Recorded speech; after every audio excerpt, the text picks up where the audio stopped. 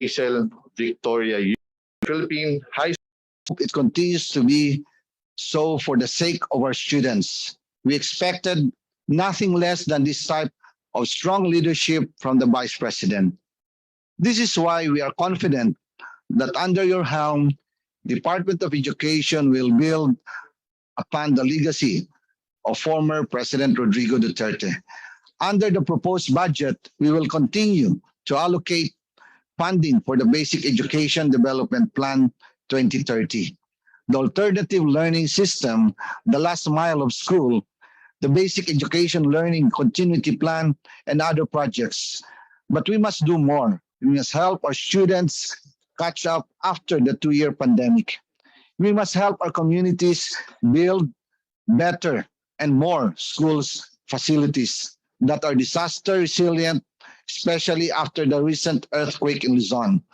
And we must show gratitude to our teachers by giving them adequate compensation at the very least. For this reason, it is only fitting that the Department of Education receive the increased budget of 710 billion pesos for 2023, or a 12% increase from this year's budget of 633 billion pesos. In all of this, however, Congress can only provide the fund, the actual work, and ultimately success rests in your hands. But I speak for everyone here when I say that you will succeed. The President could not have picked a more capable person for this tall order, and the Department of Education surely feels proud to have you. As for Congress, you can always be assured of our support. With that, thank you. And now, I open this afternoon's session. Mr. Chair, Yes. isang malaking karangalan na ipakilala ang mga sponsor ng budget ng DepEd. Your lead sponsor is Representative Maria Carmen S. Zamora of the 1st District of Davao de Oro. Kasama po niya as co-sponsors are Representatives Len Alonte of the Lone District of Binyan City, Representative Claudine Diana Bautista Lim of the Dumper PTDA party list, Representative Angelica Natasha Co of the BHW party list, Representative Alan Duhali of the 2nd District of Davao del Norte, Representative Janet Garin of the 1st District of Iloilo, and Representative Virgilio S. Lacson of the Manila Teachers party list. And before we move to the sponsorship remarks, on my part, I wish to express full support for the DepEd budget. At bilang pong isang nanay, isang teacher, isang ekonomista, talaga nga naman pong pinaka-critically impacted na sector ang education sector. Dahil nagbukas na po ang marami, nagbukas na ang mall, opisina, simbahan, pwede na nga pong mag-concert, pero medyo nahuli po ang pagbukas ng eskwelahan. And therefore, the Secretary's decision to return to face-to-face classes is indeed bold, wise, and very worthy of praise. So sa aming banda, VP, asahan niyo po ang suporta ng Kongreso. And at this point, we recognize the lead sponsor, Representative Maricar Zamora, for her sponsorship remarks. Thank you, Senior Vice Chair Stella Kimbo. Congressman Saldico, the Chairman of the Committee on Appropriations, Speaker Ferdinand Martin Romualdez, the rest of the members of the Committee on Appropriations, DepEd family headed by Her Excellency Vice President and Secretary Sara Duterte, fellow legislators, good morning. I am honored to have been designated as the lead sponsor of the proposed budget of the Department of Education for fiscal year 2023. As it was during my previous stint as representative in the 17th Congress, this is a reprise of my former role as the lead sponsor of the Department of Education. Welcome everyone to the budget hearing of the Department of Education and its attached agencies. Today, we will be deliberating on the budget of the Department of Education and its attached agencies. For fiscal year 2023, the department is allocated 710.657 billion or 12.21% higher than the current fiscal year 2022 budget of 633.323 billion. The proposed amount is 13.49% of the total national government budget of 5.268 trillion. This amount has put the department on the number 2 spot among the departments, agencies of the government next to DPWH in terms of budget allocation for the next fiscal year. This only goes to show that the government prioritizes education as mandated by our Constitution and its commitment to invest in human capital development and youth empowerment. As what the President said during his State of the Nation address, we should not hold back in investing in education, as education is the only legacy we can leave our children that will never go to waste. The increase in the budget level of DepEd is rooted from the emerging strategies and directions from the department's first ever long-term plan, which is the Basic Education Development Plan 2030. The plan has sets out a roadmap for DepEd to follow. It has aimed to achieve their Sustainable Development Goals 2030 commitments, the targets in the development plan, and the country's aspirations in Ambisyon Natin 2040. For the DepEd's current budget, overall utilization as of the second quarter of June 30, 2022, the department has posted a 94.99% utilization rate. Out of the 299.808 billion obligated from the 638.578 billion allotments received, 287.781 billion was disbursed. This only shows that DepEd has been consistent in the department's budget utilization rate of more than 90% over the years. This school year 2022 to 2023 has been a new transition for the department. It has started the expanded face-to-face school program nationwide last August of this year, after its pilot limited implementation last school year. More than 7,000 learners, or 26% of the total 27,560,500 enrollees. This proves that DepEd is committed and geared towards a full transition to the new normal and ensures the safe return to school of our public school learners in F2F modality on a daily basis. There are still a lot of queries, especially that the COVID-19 pandemic is still a continuing challenge for our country. Everything has changed and a lot has been adjusted. What will be in store for basic education for fiscal year 2020? There will be queries, there will be challenges. I hope today these issues and concerns will be clarified and educated to us by the DepEd family resource guests. Thank you, and we welcome you once again to this budget hearing. Her Excellency Vice President Sara Duterte, you may now proceed with your presentation. Thank you, Chairman Zaldico. The Honorable Speaker, Congressman Romualdez, the former President and the Senior Deputy Speaker, Gloria Macapagal-Arroyo, Majority Floor Leader, Congressman Dalipe, our Honorable Sponsor, Congresswoman Maricar Zamora, and all the co-sponsors of the Department of Education budget, and of course, all the other equally honorable members of the House of Representatives. Assalamualaikum. Madayaw ug maayong buntag kaninyong tanan. Magandang umaga sa inyong lahat. Good morning to everyone. We thank you for sharing this day with us and for the opportunity of presenting the budget proposal of the Department of Education. With me are the budget DepEd's undersecretaries and assistant secretaries, and some of them are online because they are COVID positive, as well as our directors, both from the central office and the regions, who came with us in order to help in addressing questions or concerns relative to our department's proposed budget.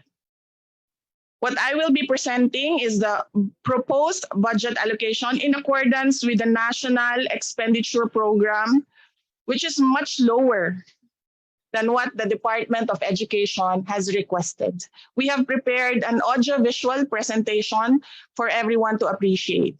Thank you.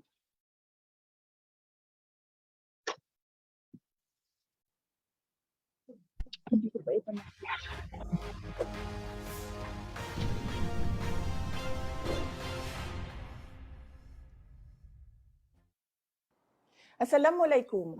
Madayaw ug maayong adlaw kaninyong tanan. Magandang araw sa inyong lahat. Learning recovery, resilience, and unity. This encapsulates what we want to achieve in the next 6 years. The pandemic has greatly affected basic education and has robbed the youth of their learning, participation, and aspirations. We must fight back. We must recover, and we must start now. Your honors, I am pleased to present to you our proposed budget for 2023. We will lay down our measures to ensure the safe reopening of in-person classes, the basic education statistics, the department's plans for fiscal year 2023 and beyond, our fiscal year 2023 budget proposal summary, and the department's performance targets. Your honors, as we implement our shared vision through various programs for our Filipino learners, we are guided by our mandate, enshrined in the Constitution, and our mission as an agency using our 4 core values as guideposts. Your honors, we have successfully reopened all public and private schools last August 22, and we are elated that we have not recorded any major bottlenecks during this school year's opening. Nonetheless, we are fully aware that the COVID-19 virus still lingers and may still affect the overall conduct of in-person classes. That is why we are implementing measures to ensure that our learners and school personnel are protected. Your honors, we recognize the importance of vaccination as a significant line of defense for our safe conduct of in-person classes. We are closely coordinating with the Department of Health to accelerate vaccination drives for our learners and personnel. However, while we do this, we continue to implement a non-discriminatory policy in our schools. We allow the unvaccinated to participate in classes while strictly adhering to minimum public health standards. Aside from vaccination efforts, we are enforcing minimum public health standards to ensure that all learners and school personnel are protected in school. We will strictly implement the wearing of masks. We will ensure that all schools have hand washing facilities. We will partner with LGUs and various sectors in each community. We will accelerate all ongoing repairs in time for November 2. And we are doubling our efforts to pre-deploy temporary learning spaces in places where they are most in need. Next, your honors, here are the basic education statistics. Basic education enrollment, as expected, suffered a decline in 2020, losing almost 1 million learners. However, enrollment has since recovered in 2021, surpassing pre-pandemic figures. You will notice that the enrollment recovery in 2021 happened only in public schools expressed in blue bars, since enrollments in private schools expressed in pink bars continue to decline. This is something that we need to think about. We need to find ways to keep these small and medium private schools financially viable. We need to come up with more ways to support private schools on top of the GASPE and voucher programs. The alternative learning systems enrollment also suffered a sharp decline in 2020, for more than 800,000 to merely 674,000 in 2022. However, it started to recover in 2021 with more than 667,000 enrollees. Almost 80% of schools are Department of Education managed, and 79% are purely elementary schools. There is a wide disparity in the number of schools between elementary and secondary. While integrated schools are the easiest way to expand access to secondary education, there is a need to ensure access to it through other means. While public schools continue to increase during the pandemic, private schools continue to decline. The 1,179 schools are a combination of 334 temporary closures, 118 permanent closures, and 727 schools with zero enrollment. Likewise, the 632 in school year 2021-2022 is a combination of temporary closures, permanent closures, and schools with zero enrollment. Here is the breakdown of the number of schools by region. The big three regions, Calabarzon, Central Luzon, and Western Visayas, have the most number of schools nationwide, while CAR has the least number of schools, having only a little more than 2,000 schools. Next are the department's outcome indicators. This data shows our dismal performance in the three international. The results of 2019 TIMMS, 2019 SEA-PLM, and 2018 PISA confirm that we have huge issues as far as the equality of education, and we will confront these head-on. This is not the time to be onion-skinned. This is the time to address the bottom line. Your honors, with your help, we can reverse this poor performance. Based on TIMMS 2019, 81% of our grade 4 learners could not perform simple math operations, solve simple word problems, or read bar graphs and tables. Moreover, 87% do not understand basic science concepts. Meanwhile, among grade 5 students, 90% have poor reading skills and 83% poor math skills based on SEA-PLM 2019. As for grade 9 students, 81% can't deal with basic math problems. 81% have trouble understanding texts of moderate length, and 78% cannot recognize correct explanations for scientific phenomena or draw valid conclusions from given data. This is based on PISA 2018. This is our core issue, and with your help, we will focus on addressing this within the term of President Marcos. Net intake rate is the percentage of the population at the official kindergarten school entrance age who are new entrants and who are of the same age. On the other hand, gross intake rate is the total number of new entrants in kindergarten, regardless of age, expressed as a percentage of the population at the official school entrance age for that grade. Both net and gross intake rate showed that kindergarten intake rate is relatively unaffected during the 2 years of school closures, as it posted upward trends. As expected, due to the enrollment decline in 2020, enrollment rates, net and gross, have declined, but showed slight recovery in 2021.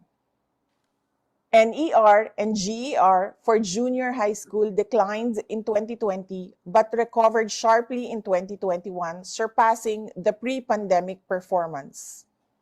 NER and GER for junior high school in both 2020 and 2021 are unaffected by the challenges posed by the pandemic. Senior high school learners continue to enroll despite difficulties. The increase in net and gross enrollment are both substantial.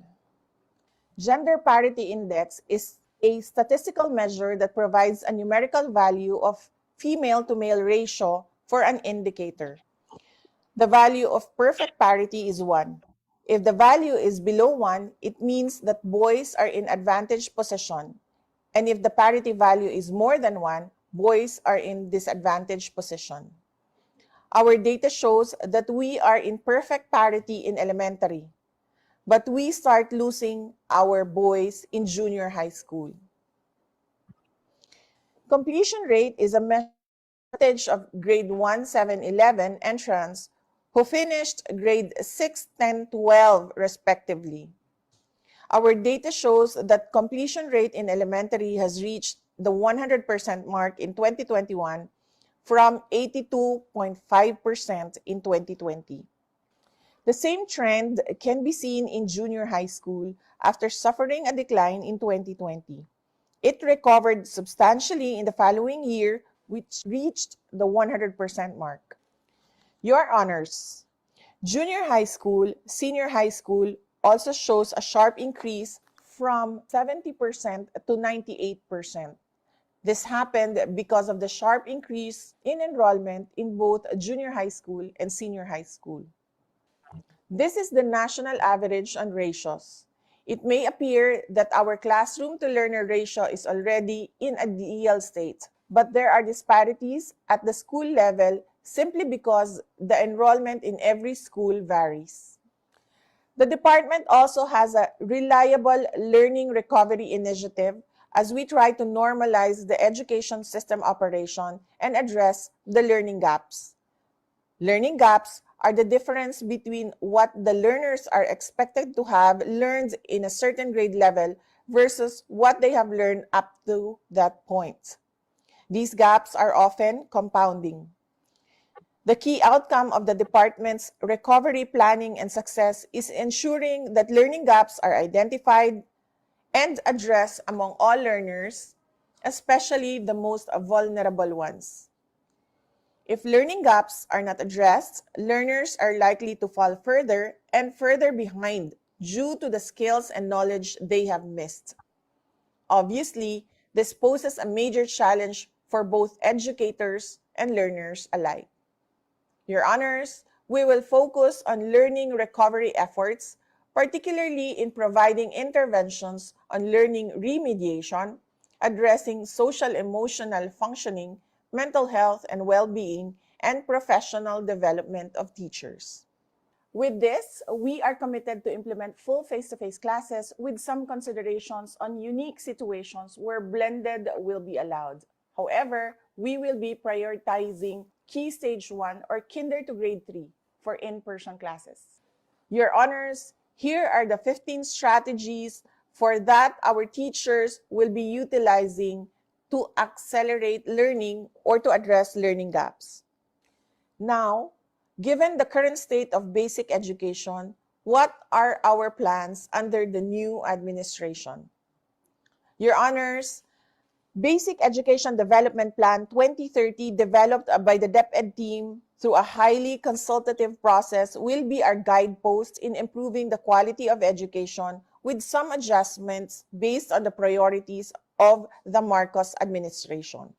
BED-P showcased 4 pillars which represent the challenges we face and the objectives we will pursue. This framework will be the anchor of all programs, projects, and activities of the department. BED-P has been designed to ensure that our learners will acquire 21st century skills which allow them to contribute to the 8 aspirations illustrated in the slide. The process is guided by the core values of makadiyos, makatao, makakalikasan, at makabansa. This is to ensure holistic development. To achieve the expected outcomes, each pillar will have several strategies which will be the basis for program implementation and policy development, including budget utilization. Each strategy will be achieved through several outputs. Just to highlight Pillar 3, which is our current battle cry, we will be revisiting the alignment of curriculum and the methods of instruction. Number 2, we aim to strengthen the capacity of our teachers and instructional leaders on curriculum, instruction, and assessment.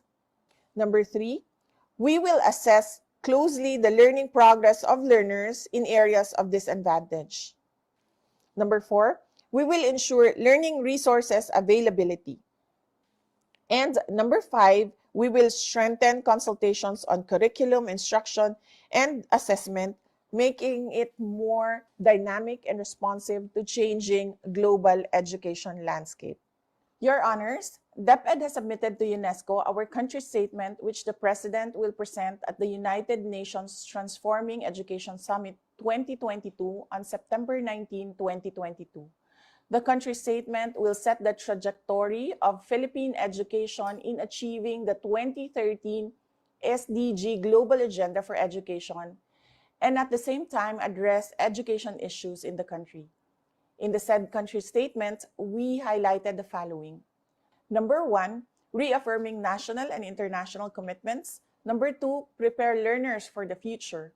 Number 3, reopen in-person classes. Number 4, ensure inclusion and equity. Number 5, foster digital learning and citizenship. Number 6, expand and empower the teacher force. Number 7, reimagine governance. And number 8, ensure adequate funding. Next is the summary of the fiscal year 2023 budget proposal of the Department of Education. These tables show DepEd's 2023 proposal against the 2023 National Expenditure Program or the NEP submitted by the President to Congress, broken down into personal services, maintenance and other operating expenses, and capital outlay. The NEP is 17.8% lower than the DepEd's proposed budget, amounting to a difference of over 144 billion. Comparing the 2022 GAA against the 2023 NEP, there is an increase of 12.7% or 75 billion pesos. Many programs achieved significant funding increases, most notably the school-based feeding program with a 71.3% increase, new construction of classrooms at 85.9%, the senior high school voucher program at 137.9%, and the Gabaldon restoration and conservation with the biggest share of increase at 292%. Of course, with increases also come with decreases, starting with the Child Protection Program with an 82.2% decrease from over 26 million in the 2022 GAA. It is now over 4 million under the 2023 NEP. Development and management of bilateral and multilateral education projects with a 79.1% decrease. Indigenous Peoples Education or IPED program with 63% or 90.9 million. DepEd Computerization Program with 24.4% decrease. And while not as significant as the others, the Last Mile Schools program also had a loss of 0.7% or 10 million pesos. It is also noteworthy that while the Quick Response Fund allocated to the department remained at 2 billion pesos budget, the DepEd is proposing for a significant increase in its funding given the massive backlog of classroom repairs damaged by calamities, putting DepEd in a quicksand situation which it cannot immediately prevent or get out of. In addition, several key programs of the department were left unfunded under the 2023 NEP, most notably the site validation and preliminary and detailed engineering activities, which helps DepEd and DPWH confirm a site's readiness for construction activities. The provision of priority school health facilities is also funded under the 2022 GAA, but are now unfunded under the 2023 NEP. And the special education program, which has been a fixture for learners with disabilities, is unfortunately unfunded. Despite this, the budgets for BEF electrification has been restored, which amounts to 489 million pesos.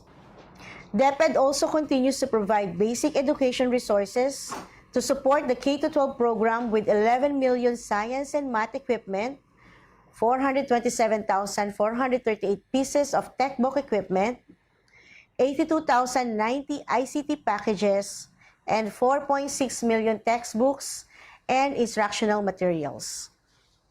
In line with this, DepEd is committed to catching up and providing more basic education inputs for our learners in fiscal year 2023, proposing for the following: 10,000 new teaching items, 2,739 new classrooms, 2,358 classrooms repaired or rehabilitated, 16,027 sets of school seats, 163 BF electrification sites upgraded and energized, 38 Gabaldon and heritage buildings restored, and 88 last-mile schools. This stays true with the 1.7 million beneficiaries of the school-based feeding program, 1.2 million grantees of the Government Assistance and Subsidies or the ESC program for private junior high school, 1.1 million senior high school voucher program, and 109,233 grantees of joint delivery voucher for senior high school techbook livelihood specializations. DepEd will continue to provide professional development for all our personnel through training of the human resource development for personnel in schools and learning centers as we aim to train 311,100 teachers and teaching-related staff. DepEd will continue to provide the needs of the learners and our personnel by upskilling and reskilling them to ensure the delivery of the highest quality of service. Here are our performance targets until 2030 enshrined in the Basic Education Development Plan.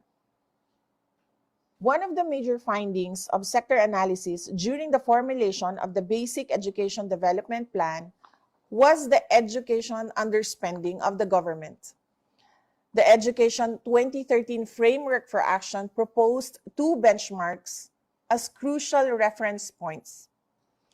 Allocate at least 4% to 6% of GDP to education, and or allocate at least 15% to 20% of public expenditure to education. This table presents a modest target for education spending that by 2030, the education budget is at 4% of GDP and 18% of the national budget. However, if the government is capable of achieving higher budget prior to 2030, it would give DepEd extra muscle to achieve its targets. This table shows our target on participation through net enrollment rate. We hope to get all school-aged children to participate in the education system to address non-participation. As previously presented, we already hit the target for 2030, but we expect stabilization of these efficiency indicators this school year. Our target is to get all learners to complete basic education. Here is DepEd's baseline performance on reading and mathematics, especially in grade 3, grade 6, and grade 10. This shows the performance of grade 3 in mathematics. The blue line represents the business as usual scenario, while the orange line represents our desired level of performance expressed in range. Here is the reading proficiency of grade 3 learners. Kinder to grade 3 are crucial years of schooling. While the baseline is relatively high compared to previous, we are targeting higher performance. I personally believe that if we successfully address the reading and comprehension issues, everything will follow. So we need to focus on formative years where rapid brain development happens.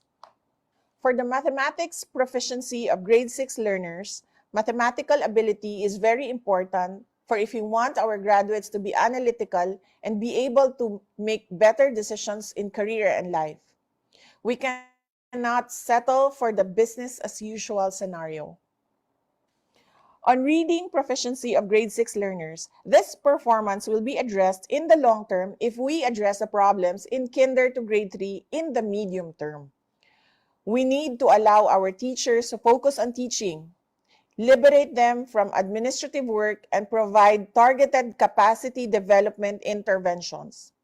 Targets are ambitious, so we need to make bold interventions. On mathematics proficiency of grade 10 learners, our baseline is very low, but we will not settle for the business as usual scenario because our learners deserve better than this. On reading proficiency of grade 10 learners, Your Honors, to achieve these ambitious targets, we need a unified effort. That every centavo we spend contributes to the achievement of targets. We would be needing the consistent support from Congress to make all of this happen. The following 10 action points are critical if we want to accelerate the improvement of learning outcomes. These will require the support of the Cabinet and Congress in ensuring funds for our priorities. Your Honors, we seek your support in pushing for these legislative agenda which we think are crucial in the reforms and interventions that we intend to pursue. Daghang salamat, maraming salamat. Salamat, Madam Secretary. At this point, we now open the floor to Sorry po. questions. Yes, We have additional notes for everyone. yes, If it's please okay. Yes. Opo. Sa tatlong buwan ko po sa loob ng Department of Education, meron po akong dalawang napansin na ginagawa ng ating bansa. Unang-una, nakakahon po tayo doon sa idea na lahat po ng learning ay nangyayari sa loob ng classrooms. Kaya po tayo nakatutok sa lagi po tayo nakatutok sa classroom shortage. Hinahabol natin ng hinahabol ang classroom shortage natin na every year din hindi nabibigay ang ideal na budget para sa classrooms. So I likened the problem of the classroom shortage to a quicksand.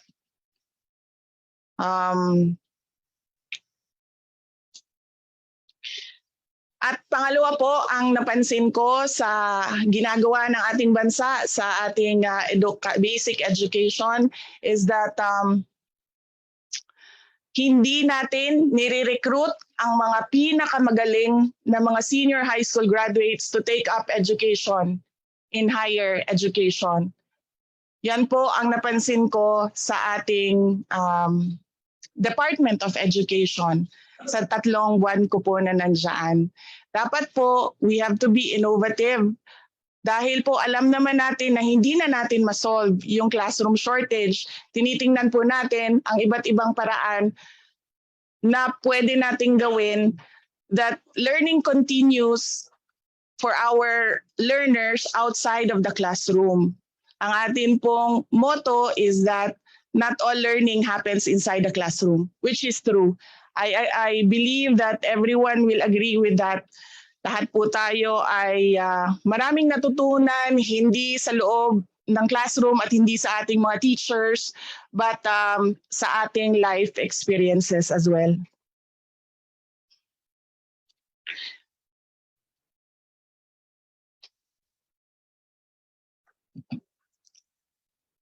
And then before we conclude our presentation, we would like to present to you our plans for the succeeding years of the administration of President Marcos, and that is to invest heavily in flexible learning options.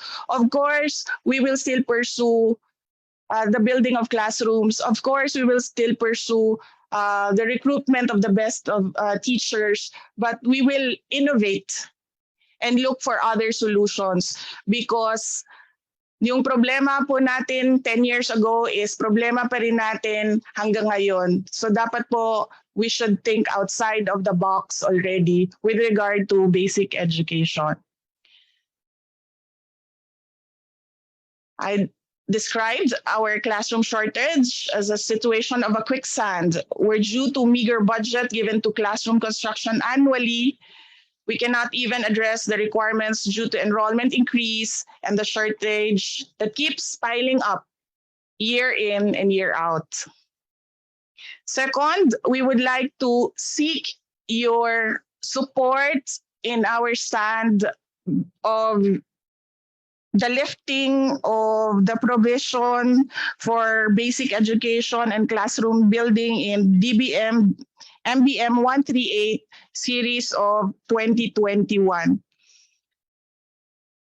This is the order for the Department of Education to build only classrooms in the 5th and 6th class municipalities, because as a former mayor, I believe even Davao City cannot address the classroom shortage in our city. So hindi po kaya yan, lalong-lalo na ng mga 1st to 4th class municipalities. And I would like to reiterate our full support to the BARMM concern in financing their regular programs previously covered by the national government. We believe that the Bloc grant given to BARM is not enough to fund its competing resources. Lastly, I sincerely thank the members of this committee for listening to our plan for next year and beyond. I know that the challenges we are facing are huge, and we need your support in our quest to think out of the box for our Filipino learners. May I humbly ask this committee for the endorsement of our proposed budget to the plenary for consideration. Thank you very much. Daghang salamat. Salamat, Madam Secretary, sa inyong paliwanag ng inyong policy direction with respect to classroom shortages. And rest assured po, kasama niyo po ang Kongreso outside the box po. So at this point, we will now open the floor to questions and a few house rules. Each member will only have 5 minutes for questions at hindi po kasama sa 5 minutes na yon ang sagot po ng ating mga DepEd officials. And we also have a long-standing tradition where we accord preferential treatment to our minority members, and they will be followed by the majority members in an alternating manner. So at this point, we now recognize from the minority, Senior Deputy Minority Leader Paul Daza. Thank you, Madam Chair. Maayong buntag, maupay nga aga sa iyong atanan. Madam Chair, out of respect and courtesy to the Vice President and the concurrent Secretary of Education, the members of the minority in the House have decided that no more than 3 members will interpolate, and the rest, including myself, have waived the right to interpolate in this budget hearing. So, Madam Chair, we're hoping that the majority will afford the same courtesy this morning to the Department of Education. That's all, Madam Chair. Salamat, Daza. Majority Chair. Floor Leader. Yes. Also to follow the manifestation made by the minority, we also will reciprocate with 3 members from the majority who will interpolate the Department of Education. Madam Chair. Salamat po sa mga miyembro. Nagsalita na po ang ating majority and minority leaders. Doon po sa mga nagpalista, medyo mahaba po ang listahan. Dito naman po ang regional directors kasama po ni Madam Secretary. So pwede po kayong magtanong sa kanila. And at the same time, may plenary debates pa naman po. So at this point, we're done with the minority. We can begin interpellation with the representative of Kabataan Party List, Representative Raul Manuel. You're recognized. Hello. Good morning, Madam Chair. Good morning sa mga opisyal ng Department of Education. Yung una kong mga tanong ay tungkol sa learning recovery. Paano na tayo uusad mula dun sa dinulot na learning poverty noong early years ng pandemya. Aware tayong lahat kung paano tila ba ay hindi talaga maayos na natuto yung ating mga kabataan habang sila ay nag-aral lang through modules or through online. Merong comprehensive rapid literacy assessment tsaka amplified numeracy assessment ang DepEd. Kaso ito ay kinakonduct online. Ang tanong natin sa DepEd, paano natin matitiyak na yung assessment tool natin ay accessible dun sa ating mga kabataan to gauge how they really learned? Yes, we would like to call on our USEC for the curriculum and instruction strand, USEC Gaviola.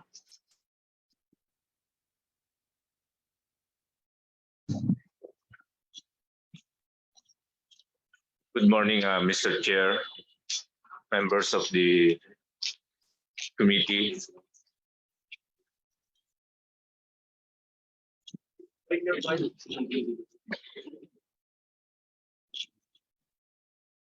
Kung tama po ang aking pagkakarinig, ang katanungan po ay kung paano natin may improve ang ating learning recovery. Tulad po ng nabanggit ng ating kagalang-galang na secretary, tayo po ay magbubukas na by November 2 ng full face-to-face classes. Pangalawa po ay magbibigay po tayo ng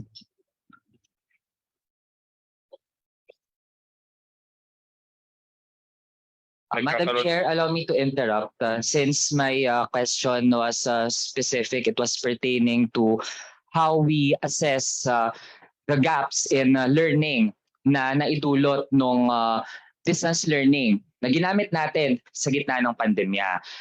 Ang tinutukoy ko ay yung CRLA o yung Comprehensive Rapid Literacy Assessment tsaka yung ANA o Amplified Numeracy Assessment. Ito ay kinonduct nationwide para matasan natin kung kumusta na ba talaga yung learning gaps. Kaso ito ay kinakonduct online. So alam na natin na through online classes, doon pa nga lang marami nang hindi nakapagpatuloy talaga sa pag-aaral o hindi natututo ng maayos. Pero yung assessment natin, online din natin pa ikakonduct. Yun yung tanong ko, Madam Chair.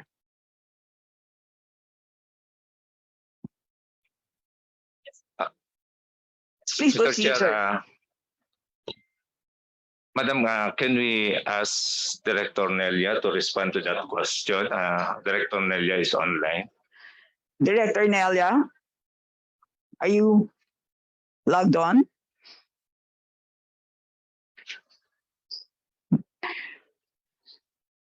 Director Nelia? ComSec, kindly check if Director Nelia of DepEd is logged on.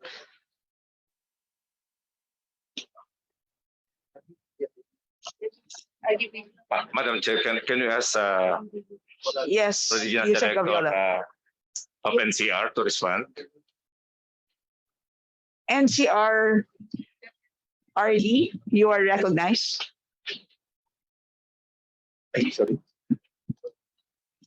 Thank you very much. Good morning, Your Honors. Please kindly state your name and This is indicate your Wilfredo position. Cabral of DepEd NCR, Regional Director. And I would like to respond on the question pertaining to the conduct of CRLA and ANA.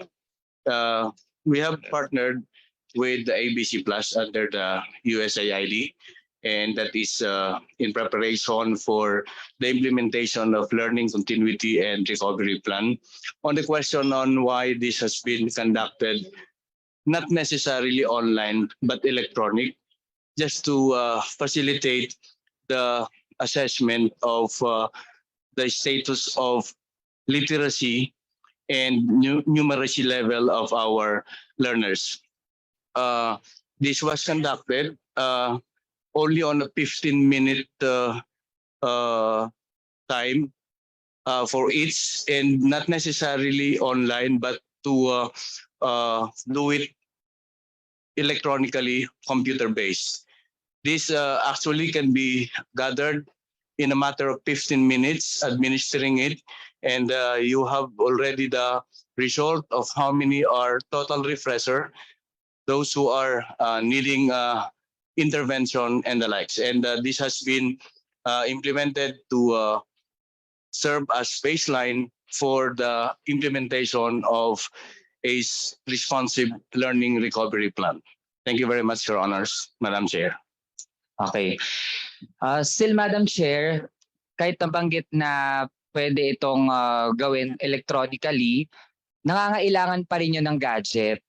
At sa bansa natin ngayon, ang laki pa rin nung bilang ng mga kabataan natin na walang sariling gadget. Either naghihiraman sa pamilya, isa lang yung kanilang gadget. Actually nga, meron pang pending bills dito sa Kongreso na maganda yung intensyon, one student, one gadget, to prove na marami pa talaga yung kulang dun sa kanilang resources. Tapos kahit Madam Chair, 15 minutes lang yung test actually kasi kailangan niya mag-connect dun sa electronic system. We received reports na yung system na yon ay laging nagbabog down at confusing din yung interface, Madam Chair. Chair, can I Director, respond? please proceed. I'd like to point out that the assessment is not census. It is sampling, and it does not cover all grade levels. It covers only those in the key stage 1, grades 1 to 3. And while we were able to use some of the technologies that we have, we make use also well of the management system that are available, learning management system, and it does not cover the entire population in a certain key stage. So as to the question on the availability, it's just a matter of time management and identifying those areas or schools and learners within schools who can be tested using the tools that we adopted from our partnership with the USAID. Thank you very much, Your Honor. Okay.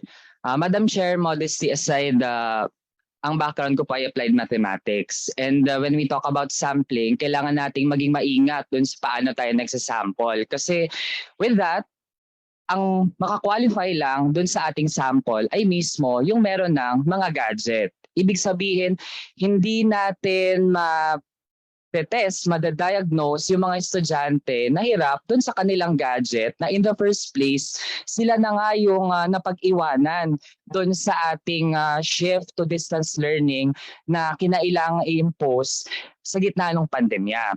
Sunod, Madam Chair, gusto ko nga matanong, pwede bang gawin na lang ito face-to-face? Kasi yung ating mga guro para makapag-proceed sila sa pagtuturo, kailangan din nilang mag-conduct ng mga remedial classes at para angkop yung kanilang remedial classes na ituturo, dapat na conduct nila ng maayos yung kanilang mga diagnostic tests. At ngayong nasa transition na rin naman tayo to full face-to-face classes, kaharap na si teacher, mas maiging face-to-face na at i-provide yung mga assessment tools para magawa ito ng maayos on a nationwide basis, Madam Chair. Yusek Abiola. Yes. Madam Chair, we will take into consideration the suggestion of the Honorable Congressman, and we would like also to inform everyone that for this coming 5 to 6 months, we will be conducting around 5 assessment tests, and also this includes the face-to-face and census examination.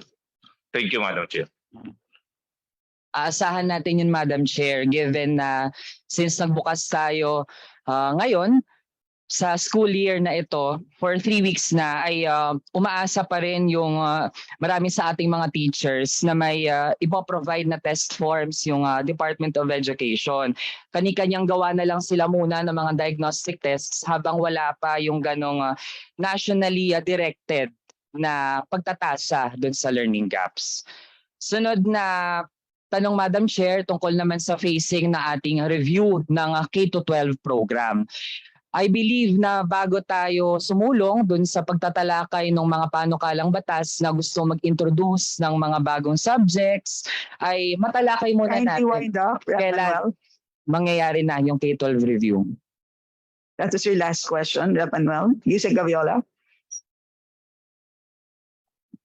Thank you, Madam Chair. Ang ating pong ongoing pong review ng ating K-12 at this point in time po, ang ating K-10 are currently undergoing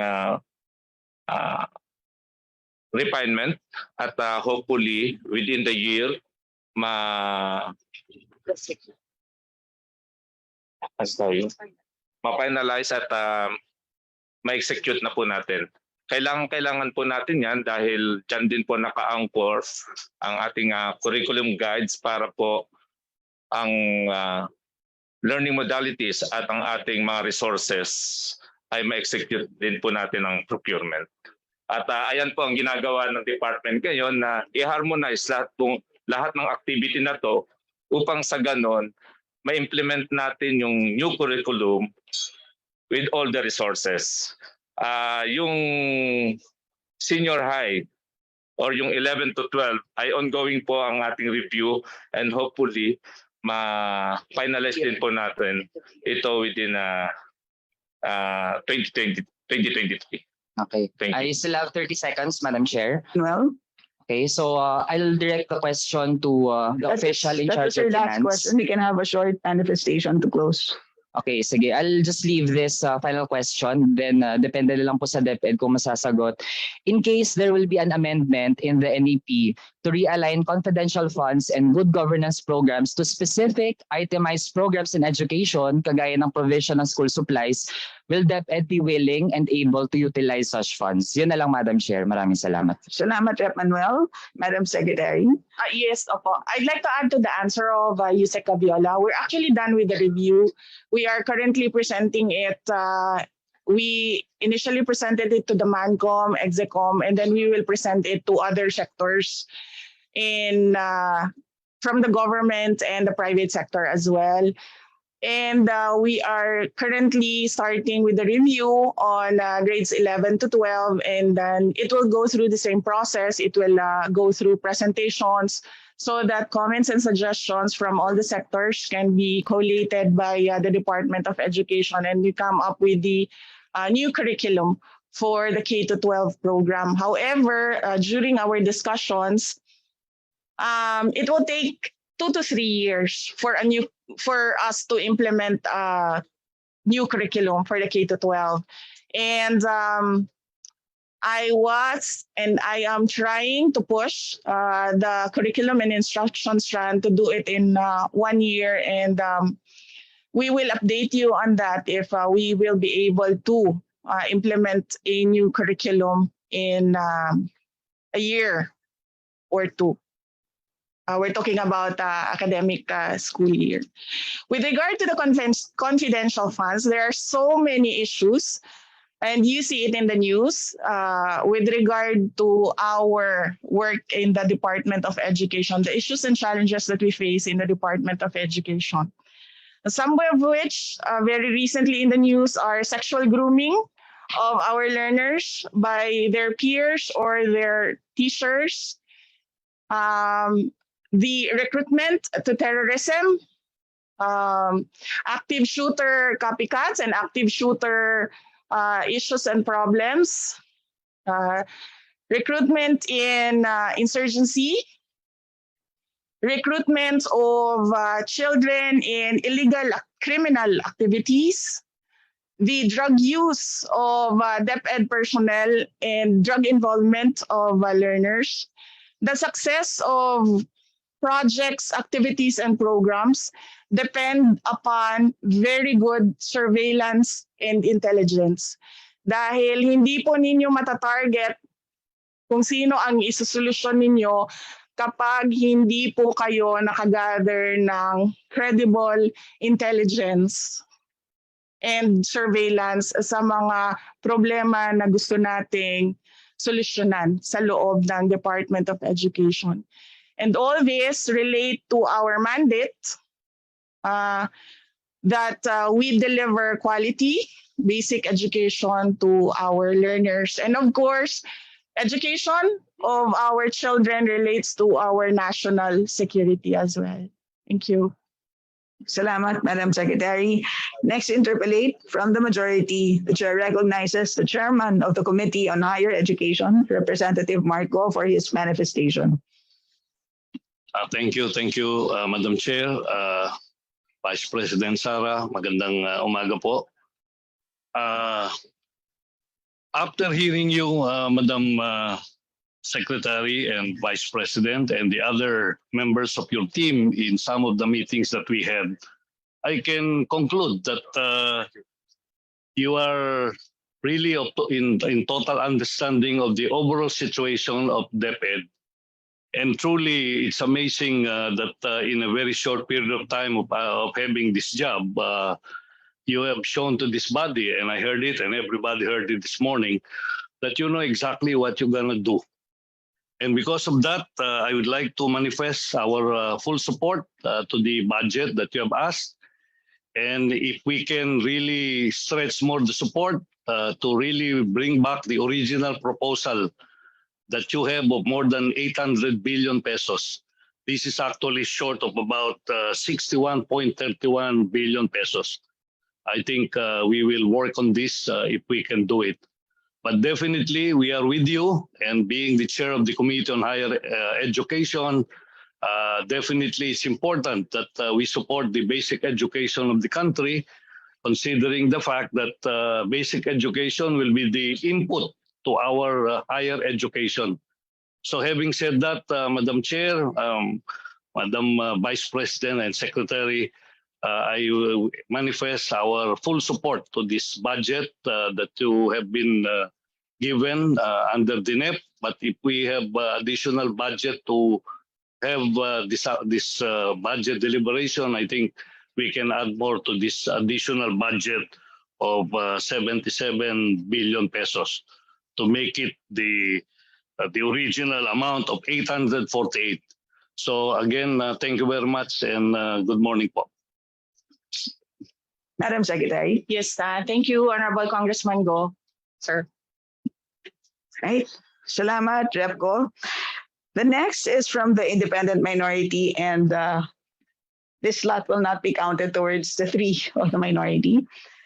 So the chair recognizes Representative Edsa Lagman from the independent minority. Thank you, Madam Chair. I would like to place on record that I have always been supportive of the budget of the Department of Education under the previous secretaries, and I will be consistent with that support under the leadership of Madam Vice President and concurrent Secretary of Education. But I have some questions, Madam Chair, and may I proceed? Let me first compliment the Secretary for her clear statement that even the city of Davao cannot finance and address the shortage of school buildings. And I am happy to note that she's not really in favor of the devolution at this time of local projects to be funded by LGUs. In this connection, may we request for the submission by the Department of Education of the devolution transition plan as filed with DepEd. Madam Secretary, kindly take note of the request. Yes, thank you, Honorable Congressman Lagman. We will submit to your officer the devolution transition plan of the Department of Education. To the committee, copy furnish this representation. Right. Yes, sir. To the committee and copy furnish the office of Congressman Lagman. Face-to-face classes would be more effective and efficient in a proper and formal classroom setting. Would the distinguished Secretary agree to this truism? Madam Secretary. Yes, sir. If these are in-person classes, then in-person classes can happen in the classroom, but it can happen outside of the classroom as well, sir. But it will be more efficient and effective if it happens in formal classrooms, is it not? Honorable Lagman, I beg to disagree because there are immersions outside of the classroom that children still learn, especially when they are outside of the school, where our teachers take our learners to concretely explain the concepts that they want the children to learn. But that is more the exception than the rule, because classes, face-to-face classes should be conducted in classrooms. And for that purpose, may we know nationwide how many classrooms are still in disrepair? Our USEC for field operations is USEC for administration, USEC Ablan. Yusek Ablan. Yes, Madam Chair, let me retrieve the information about the number of shortage of classrooms. Not shortage. Classrooms which are still in disrepair. I will retrieve the information, Madam Chair. Yusek Ablan, do you have the information with you? Yes, Madam Chair, it's in my pile of books in front of me. Rep Lagman, do you wish to proceed to your next question? I can answer now, Madam Chair. We have 149,806 classrooms needing major repairs, Madam Chair. And how many classrooms nationwide are required to be constructed in order to meet the increased enrollment? Yusek Ablan. We need 167,901 classrooms to build, Madam Chair. In other words, the proposed appropriation for the repair of classrooms and the construction of new school classrooms would be insufficient. My question now is, how much still do you need in order to address the repair of destroyed classrooms and to construct new ones? For our 2023 proposal, Madam Chair, we requested from the DBM 86.38 billion for new construction of classrooms.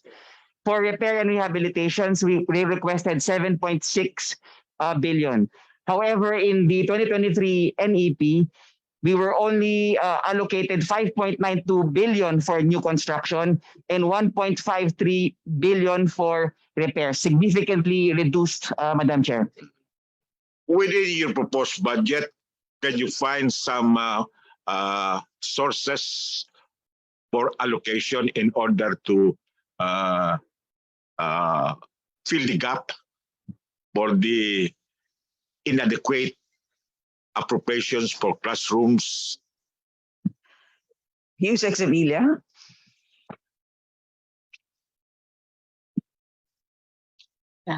Thank you, Madam Chair. Your Honor, Honorable Lagman, we cannot offer any program for reduction because all of our proposals are actually not adequately funded under the National Expenditure Program. So it's really very difficult for us to identify such a program. It will mean reduction of beneficiaries as well. And right now, Honorable Lagman, it's difficult to point to one program so that the repair or construction will be funded. Just for additional information, Madam Chair, for 2022, our Honorable Secretary has done that difficult decision, and she has identified 3 billion for modification or realignment of our existing 2022 budget. And that was because of some of the procurement failure or lockdowns or still in COVID or not face-to-face. But for 2023, we are really aiming for a full face-to-face, which means more funding needed po. Maraming salamat.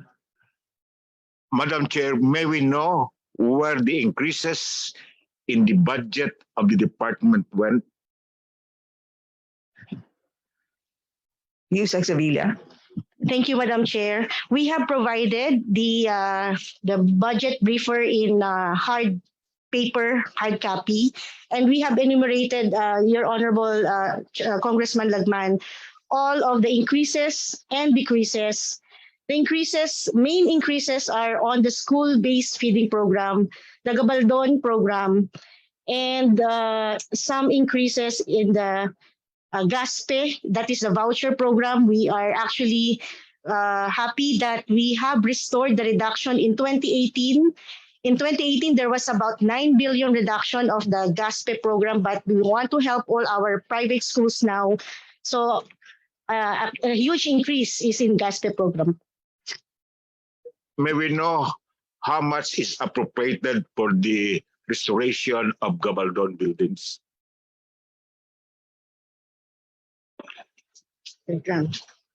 Yusek Sevilla. Yes, ma'am. Looking for the Gabaldon lang po ngayon. Gabaldon used to be very, very... Madam Chair, I am interested because I was the one who initially proposed for the restoration, not rehabilitation of Gabaldon buildings. Yes, Your Honor. I have the data now, Madam Chair. This year, 2022 GAA, it's 97.9 million. And in next year, 2023 NEP, it will become 383.9 million. So there's a 286 million increase, Madam Chair.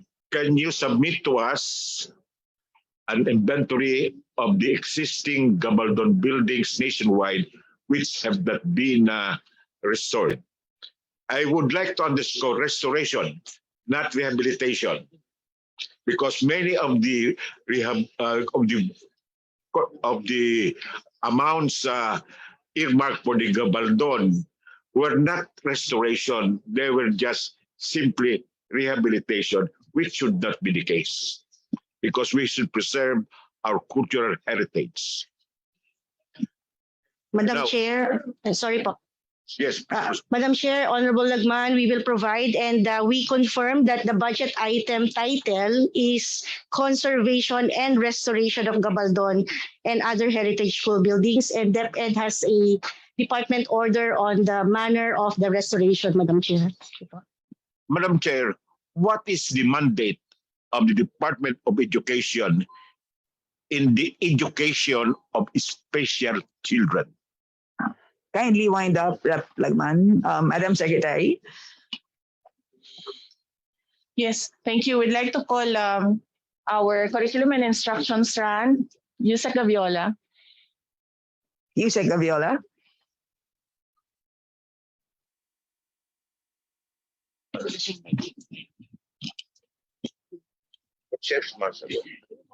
Yes, Madam Chair.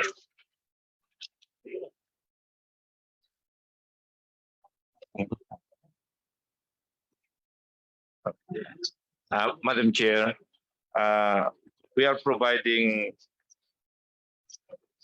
SPED programs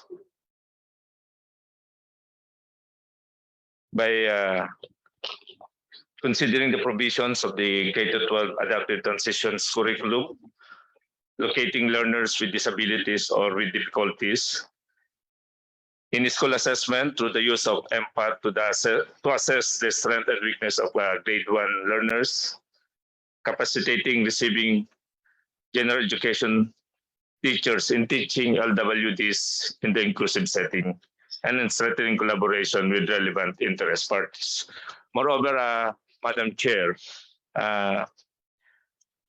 for this year, DepEd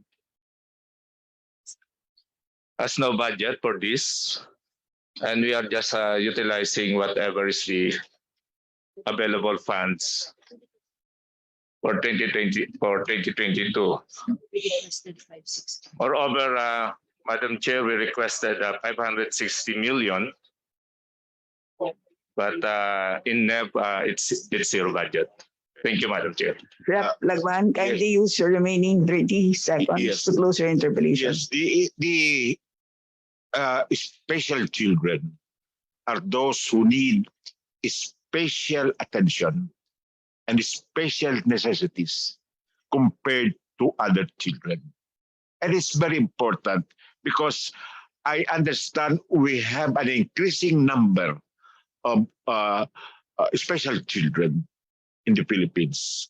We would like to ask the department to submit to us the nationwide number of Filipino special children, if you have that. If you do not have, please undertake that survey. My last point, Madam Chair, is on the flexible learning options. May we request the Department of Education to submit to the committee what is actually meant by these flexible learning options. and what are the options? Thank you, Madam Chair. Salamat, Rep. Lagman. Next, interpolate from the minority, the chair recognizes Representative Arlene Brosas from the Gabriela Party List. Thank you, Madam Chair. Madam Chair, my question is, yung 13.9 billion na inilaan sa pagpapatayo ng classrooms, no, inilalaan para sa pagpapatayo ng classrooms, ilan po ang maipapatayo nito, Madam Chair? Yes, we'd like to call you Sec Ablan, Administration Strand.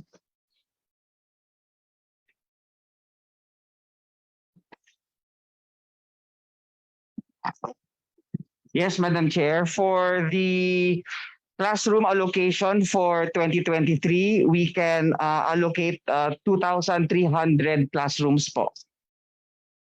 So, Madam Chair, base sa mga sinabi kanina, sa kalagayan ng classroom talaga natin, overcrowded, tapos karamihan dalawang klase sa isang classroom, ano exactly yung gagawin ng DepEd para dito? Kanina po sinabi yung flexible learning, etc. Ano exactly yung gagawin natin sa mga kulang yung classrooms? Sec Ablan. Madam Secretary. Yes, yes. Thank you. So right now, what we are doing is that we do shifting of classes, and some of our schools are on blended learning.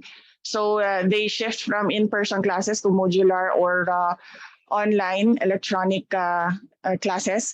And for our future plan is the flexible learning options. So flexible learning options right now are FLO-ALS, that is the alternative learning system, the FLO-ADM, that is the alternative delivery modes of instructional or learning modalities, and the FLO-LRs. So the long-term plan is for flexible learning options, and the short-term plan is for shifting of classes and blended learning. Thank you. Thank you, Madam Chair. Madam Chair, physical talaga yung kailangan ng mga estudyante, no, na structure sa ngayon, at yun talaga yung kulang. And Madam Chair, how about yung mga textbooks, instructional materials? May bagong delivery ba ng textbooks? And ilan po ang na-procure na armchairs and desks ng DepEd? Right. Okay, Yusek Ablan of the curriculum and administration strand. Sec Ablan. Right now, Madam Chair, we have procurement for SLMs and textbooks. For next year, we are also programming continuing SLMs and textbooks, Madam Chair. Madam Chair, my question about the procurement ng arms and chairs, desk ng DepEd para sa paghahanda sa face-to-face classes. Insofar as the school furniture program is concerned, Madam Chair, we have an allocation of 1.1 billion, which we seek to have 15,510 seats delivered to our learners this year. Madam Chair, kasya ba ito? My apologies. It's not enough, Madam Chair.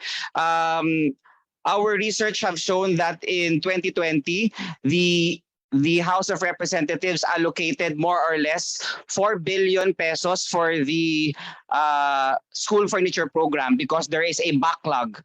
However, due to the COVID pandemic, 3 billion was actually returned to the Bayanihan Fund.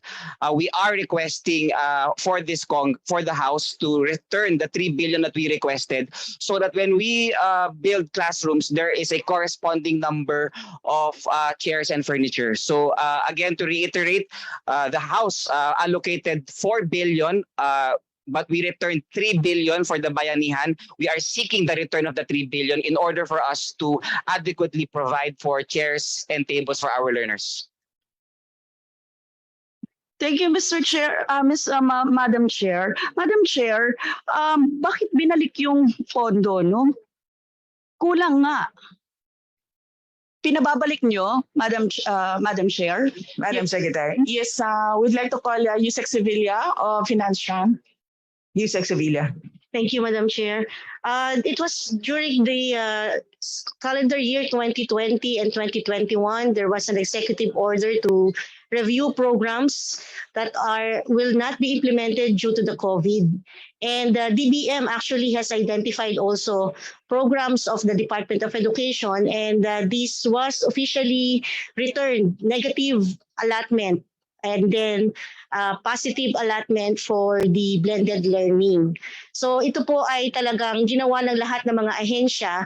Ang ibig sabihin lang po is yung requirement na dapat na ipadala or na deliver noong 2020-2021 because of the Bayanihan Law will now be very much inadequate for 2023. And i-reiterate po namin, ang proposal namin for 2023 for school furniture is 4.7 billion, but the NEP provided 1.8 billion. So another 3 billion deficiency for the year. Yun po yung explanation, Madam Chair. Yun, Madam Chair, nag-a-average ang mga class size ng 40, 50, 60, tapos walang upuan. Madam Chair, dapat seryosohin natin ito, no? Bigyan natin ng atensyon yung tumitinding education crisis. Kailangan po tugunan ng gobyerno yung kakulangan sa pasilidad, yung classrooms, yung kagamitan, yung mga guro na lubos na naapektuhan dito sa kalidad ng edukasyon para po talagang makausad tayo, Madam Chair. And my question is, meron po kayong 150 million confidential fund sa DepEd. Para po saan ito? Kasi I believe yung Office of the Vice President, meron na siyang 500 million confidential fund na nakalagay. And ito, 150 million. And in the 2021 and 2022 wala pong ganito. Yes, thank you. The Office of the Vice President and the Department of Education are two separate entities. They are two separate departments of the government, and they have separate mandates as well. As explained earlier, number one, the success of a project, activity, or program really depends upon very good intelligence and surveillance, because you want to target specific issues and challenges. And because these specific issues and challenges are all illegal, like say for example, as previously mentioned, sexual grooming of learners, recruitment in terrorism and violent extremism, drug use of DepEd personnel, these are not laid out for our regular personnel to see. That is why we need the help of the security cluster and the security sector to address these issues and challenges to basic education. And as I said, basic education has a direct link to the national security of our country. We are truly interested in the quality of education of our learners. To our members, Yes, Madam Chair. sana po makinig tayo sa mga sagot to avoid repeating of questions. Rep. Rosas. Yes, thank you, Madam Chair. Madam Chair, kulang tayo sa classrooms, kulang tayo sa upuan, kulang tayo sa textbook learning. So, Madam Chair, tapos maglalagay tayo ng confidential funds. Hindi naman natin ma-account, Madam Chair. Sana man lang, Madam Chair, itong mga usapin na ito, no, mailagay na lang yung mga pondo sa mga dapat nilang kalagyan, Madam Chair. And my last question, Madam Chair, kasi ito ay sa VAUSI, no? We're talking about the violence against women and children sa mga paaralan.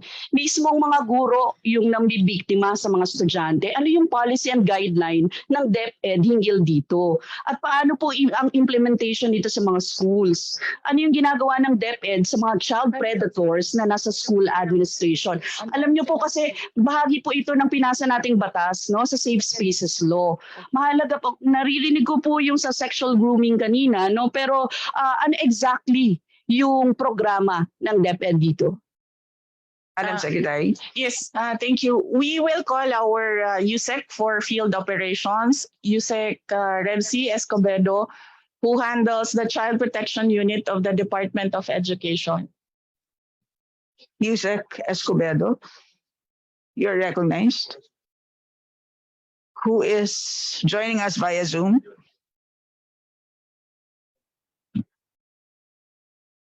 Yusek, do you hear us? Yes. Yes, we- good morning, Madam Chair. We have Child Protection Unit in place at the Department of Education, and we are currently strengthening the child protection committees at the school level. And we are also strengthening and expanding the function of the child protection units along regional and division level. So right now, there are cases filed against those perpetrators who infuse violence against our learners. And we have several cases of child abuse filed by our lawyers. And in fact, the last Monday, we served a formal charge with preventive suspension against a teacher who abused her learners inside the school. So we will furnish the committee about the reports and ongoing programs of the Child Protection Unit of the Department of Education, Madam Chair. Rep. Rosas? Madam Chair, bakit napakalaki ng pagbaba ng Child Protection Program ng DepEd mula 26.72 billion ngayong 2022 patungong 4.74 lang billion sa 2023?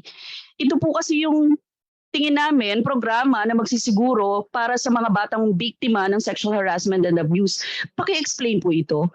Yes, we'd like to call USEC Sevilla of the Finance Strand. Yusek Sevilla? Thank you, Madam Chair. We do not have a budget line item for Child Protection Unit.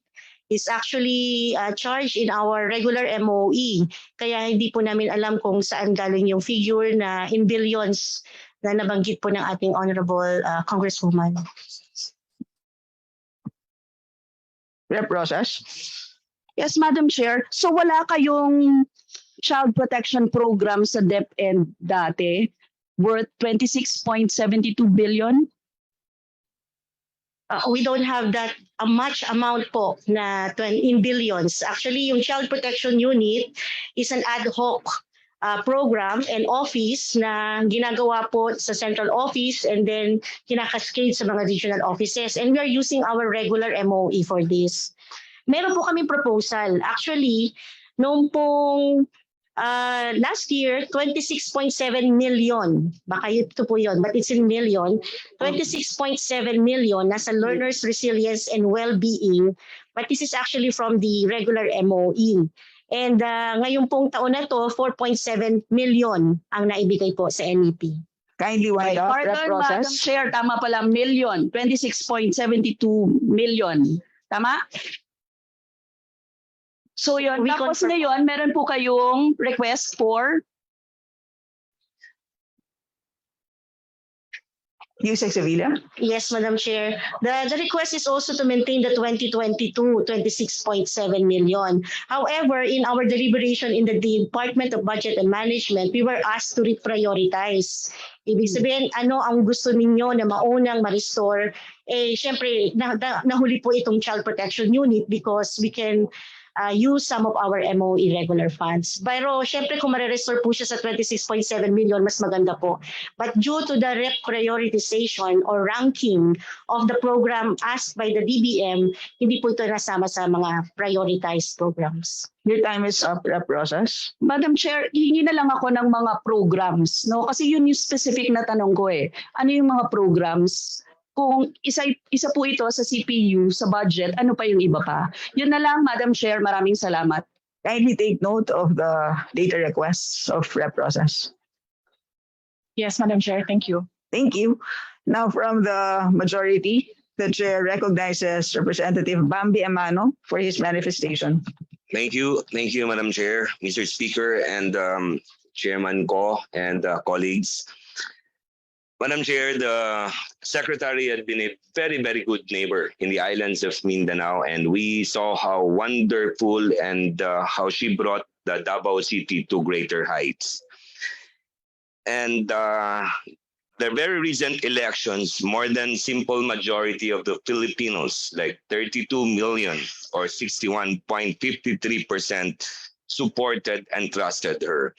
And as she became president, no less than the president, Marcos, gave her the opportunity and entrusted Department of Education, the future of this generation, in her hands. But very sad, very, very sad. The budget that they or she requested was way below the budget, especially for the construction of classrooms. And worse, they only gave her the opportunity to give it to the 5th and 6th class municipality. Characteristic culture of Filipinos says that when there is a developed city, municipality, or province, people tend to polarize because that's where they want to work. And when they work there, they bring their children with them. And that is the reason that even urban provinces and cities lacks classroom. Madam Chair, we expect a lot from the Vice President and from the Secretary, but we could not allow her to run the Department of Education with one hand tied at her back. That's why, Madam Chair, nationalista party with the authority from Deputy Speaker Villar, Manong Budoy Madrona, Pong Barbers, and its members thoroughly supports the budget of Department of Education. More we will support if it will be added to. Thank you, Madam Chair.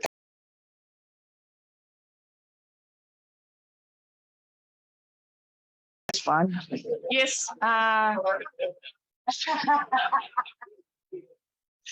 We would like to thank the Honorable Congressman Emano for the support to our basic education learners. Rest assured, sir, that we will try to do our best with what we have right now, and we will be innovative in finding solutions to the problems of basic education. Salamat, Rep. Emano. Susunod po is from the minority. The chair recognizes Deputy Minority Leader Franz Castro from the ACT Teacher Party List. Thank you. Magandang umaga po sa ating mga sa ating pong lahat at kay Vice President Sara Duterte. Sa unang tanong, Madam Chair, ito po ay tanong po sa pamunuan, bagong pamunuan ng DepEd. Ano po yung ginagawa nila o may ginagawa ba sila o wala dito sa laptop corruption issue? Na ngayon ay alam natin dinidinig sa Senado, pero dito dahil meron din akong resolution, hindi pa rin. Pero tanong ko po sa bagong pamunuan dahil hindi naman sila involved dito, are you conducting probe inquiry about this laptop corruption issue in the Department of Education? Madam Secretary. Yes, thank you.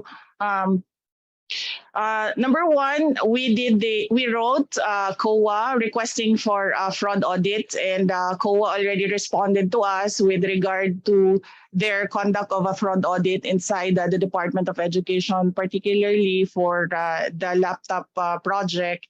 And then number two, within the organization, I already ordered the Chief of Staff to open an inquiry whether some of the personnel in the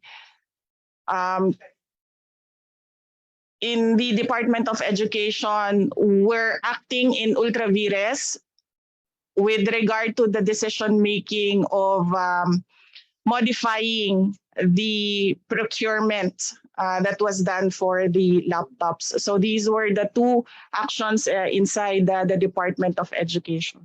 Thank you. Madam Chair, can we ask the DepEd to furnish us the written report and action about the action being done by the DepEd regarding to this issue? Madam Chair. Yes, ma'am. We will submit a copy of the report to the committee, copy furnished the office of the Honorable Castro. Thank you, Madam Chair, Vice President. Madam Chair, kanina no, ipinakita yung krisis natin sa edukasyon. Yung ating yung ano no, kung gaano kalala ang learning crisis na kinakaharap ng mga estudyante sa iba't ibang antas. Elementary hanggang high school, very low achievement levels in reading, mathematics, science, at nagpahayag naman ang DepEd ng kanilang mga commitment at target, di ba, na gagawin. Pero wala pa po ako nakikitang konkreto, Madam Chair, no, sa kanilang presentation. Pero ang tanong ko, Madam Chair, bakit sa kabila ng ganitong kalalang problema ng ating mga estudyante, ang priority legislative agenda pa rin ng DepEd ay ang mandatory ROTC.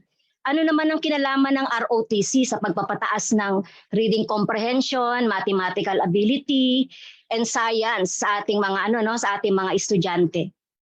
Madam Chair. Madam Secretary. Yes, thank you.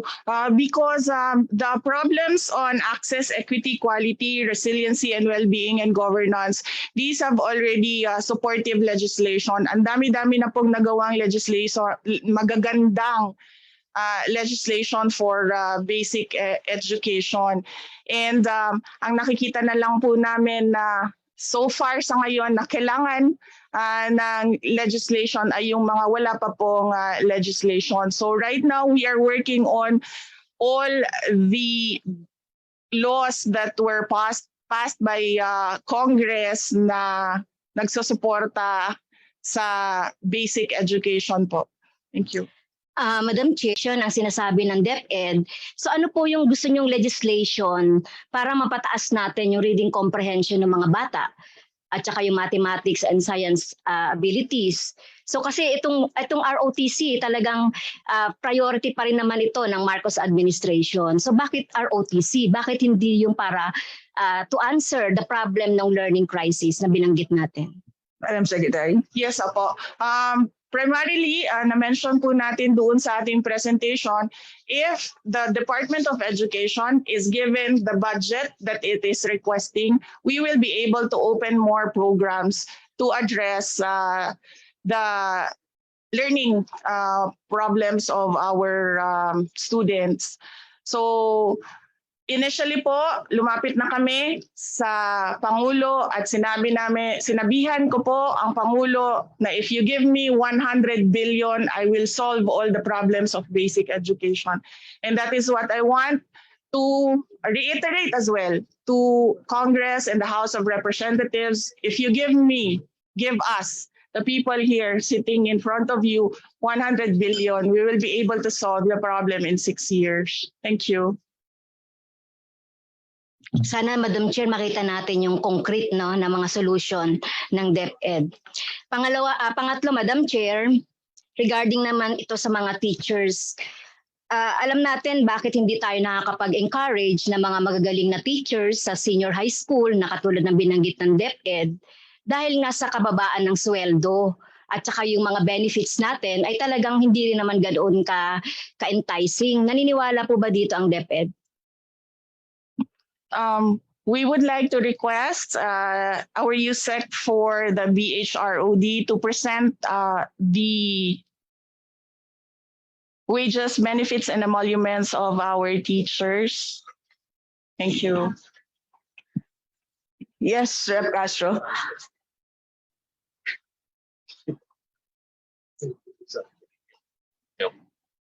I opened it already. You can use the microphone of Rep. Manuel, Rep. Castro. Madam Chair, gusto ko pong pasagutin ng ating Vice President and Secretary ng Education. Naniniwala po ba kayo na dapat taasan ang sweldo ng ating mga guro? Yes, okay. So we will not present the existing salaries, wages, and benefits that we give to our teachers. But I will relate what the Secretary of Labor and Employment and the Secretary of the Department of Education discussed about the salaries of teachers. So I presented to him a comparison of the salaries between the private educational institutions and public schools. And clearly, we see there that there is a wide disparity between the salaries of teachers in private schools. And the Secretary of Labor and Employment is of the opinion that the market standard for salaries is the private sector. So in this case, if the government continues to give or increases in the salary of teachers in the government sector, this will put undue pressure in the private educational institution, thus creating a mass migration of teachers from the private schools to the public schools, which we actually see now. We have private schools na nawawalan ng teachers dahil lumilipat po sa Department of Education. And this will force more closures on private schools. Dahil ang market standard po dapat ay ang sweldo sa private schools and private education. Madam Chair, narinig ko na yan sa mga past administration. Laging kino-compare ang sweldo ng mga teacher sa public, sa private. Pero nakalagay sa constitution natin, dapat i-compare yon sa cost of living, syempre yung consumer price index, etc. Actually, yung 25,000 pesos na sweldo ng mga teachers natin, Madam Chair, way below yan kahit na doon sa mga counterpart sa ibang mga bansa. 50 to 60,000 yung pinakamababang sweldo ng teachers sa sa ibang bansa. So sana mapag-isipan ng Department of Education kung paano mapapataas natin ang sweldo ng mga teachers so that maka-entice tayo na mas magagaling ng mga teachers na pumunta sa public school, Madam Chair. Yes, thank you, Ma'am Castro. We really take note of your comments and we will endorse that to the Department of Budget and Management, which decides on the salaries of government employees. Thank you. Thank you, Vice President. So, magkano po yung proposal ng DepEd sa medical allowance, sa teaching supplies allowance, at saka sa internet allowance? Dahil sinasabi natin ngayon, di ba, we think out of the box. So isa sa pwedeng madagdagan sana ay yung mga allowances ng teachers dahil sila na lagi yung nag-aabono eh. So kung we think out of the box, so magkakaroon pa rin ng blended learning. Narinig ko po sa DepEd, institutionalize yung blended learning, di po ba? So meron po bang proposal ang DepEd para taasan ng medical allowance? Kasi 500 yan sa kasalukuyan. Can we wind up, Castro? Yes, Madam Chair. Yung internet allowance ay 1,000. Yung teaching supplies allowance ay 3,500. So meron po bang proposal para madagdagan itong mga allowances ng teachers po para dun sa tinitingnan natin na think of the box na mga method and strategies in teaching. Yes, Madam Secretary. Yes, we call Yusek Sevilla of the Finance Run. Yusek Sevilla. Thank you, Madam Chair. There's a national budget call issued by the Department of Budget and Management. This is an instruction to all government agencies kung hanggang saan lang po ang pwede nilang isubmit at i-propose. Kasama po ang personal services or mga pangsweldo, benefits, and allowances na hindi po allowed na mag-propose ang government agencies kasi ito po ay standardized or a policy that should be done by the Department of Budget and Management and the Civil Service Commission. So even po tayo ay mag-submit din doon, automatically tanggal po ito sa system ng DBM. Kasi ang cash allowance ay isa pong legal na benefit na ibinibigay sa ating mga teachers na under sa batas ng General Appropriations Act. So ito po ay isang power of the purse na pwede po mangyari dito sa Kongreso at sa Senado. Maraming salamat. Last manifestation, Madam Chair. So kung magpapasa po ng batas ang Kongreso ng dagdag na medical allowance, teaching supplies, internet, susuportahan ba ito ng DepEd? that was your last question. Thank you, Madam Chair. Madam Secretary. Yes, ma'am. Of course, we support all the legislation that will help our teachers, and we request Congress as well that if there are legislations on this subject, to include the budget, the appropriation, nakalakip po doon sa benefit na ibibigay sa kanila. Thank you. Salamat, Rep. Castro. And the last interpellate is from the majority. The chair recognizes Representative Rufus Rodriguez. Thank you very much, our beloved chair, Stella Kimbo, our speaker, Martin Romualdez, and of course to the DepEd family, headed by the second highest official of the land, the #1 official from Mindanao, the Honorable Mayor, now Vice President Inday Sara Duterte.